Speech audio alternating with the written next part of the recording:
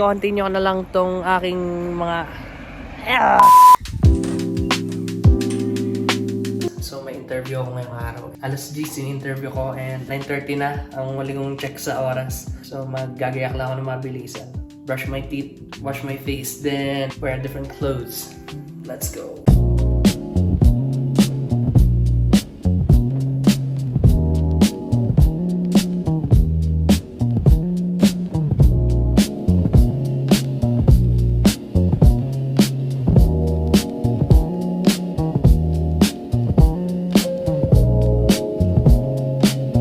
Katatapos ko lang magbihis and kakauwi lang ng aking daddy. So, kakain lang si daddy na mabilisan. Then, alis na kami. Let's go.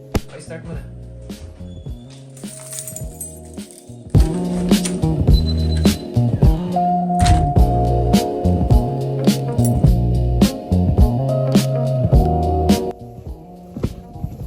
Okay guys, so ako raw pala magdadrive. At least maraming beses na rin naman akong pinagdadrive dito ni daddy. So, tinuruan niya na rin ako ng ilang beses sa mga batas ng kalsada dito sa Canada. And kung nagtataka pala kayo kung saan tayo pupunta tayo ngayon sa may Car Wash Canada Company. Yung nakita kong trabaho doon is Car Wash Associate. Nakita ko sa Indeed. Papainitin ko muna sa sakyan. Antayin ko lang si mother at si daddy na makapunta dito. Then, alis na tayo. Bali, ito na ang magiging second time na ma-i-interview ako para sa isang trabaho. So, yung first one, naikwento ko na naman sa inyo dun sa isa kong video. Kung natatandaan nyo yun, papakita ko na lang din dito. Diyan na si daddy at si mother. Ayan. Ayan. So, yan. May bago na tayong driver. Bilis niya matuto kung saan ay nakakapunta. Parating din ng Chilliwack tsaka dito sa Abbotsford paikot-ikot. Next time pag dadriving ko na yan pa highway, punta ng Surrey at Vancouver. So nandito na tayo sa Car Wash Canada Company. Ayan. Yan, so magpapalit na kami ni daddy.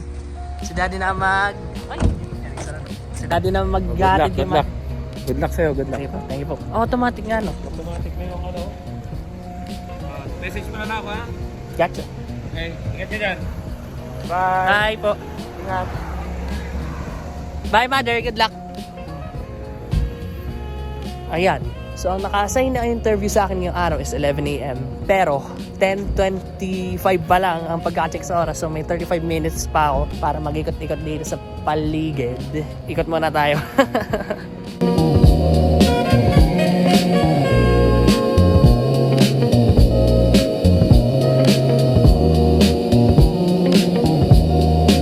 Pala guys, hindi ko pala naipakita sa inyo, pero ang resume nila dito ganito lang kasimple.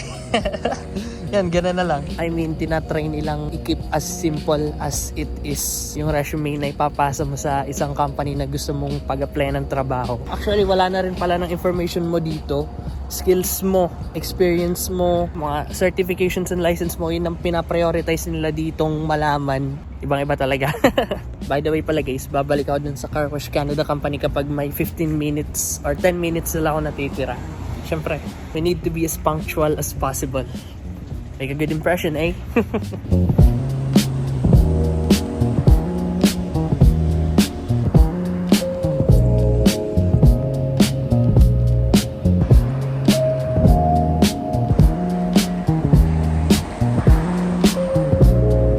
Okay, so 10:40 AM na.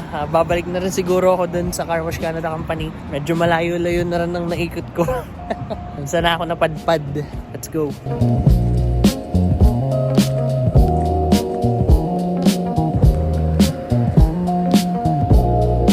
Nandito na tayo guys. Let's do this.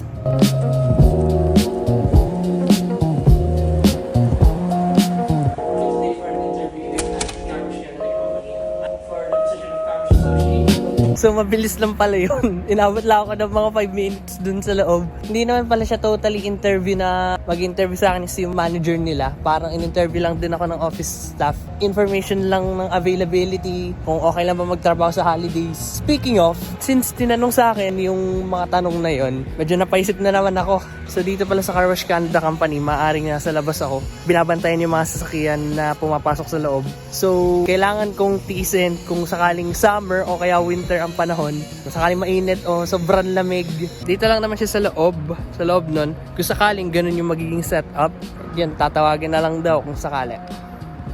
Nice. Well, I guess that sums it up. Siguro, i-continue ko na lang ang the rest ng aking araw sa pamamagitan ng paghahanap pa ng mga company na nag-hire ng mga possible applicants. And I think I'm going to end the video here. Marami pa naman akong resume. Continue pa rin ang ating job hunt.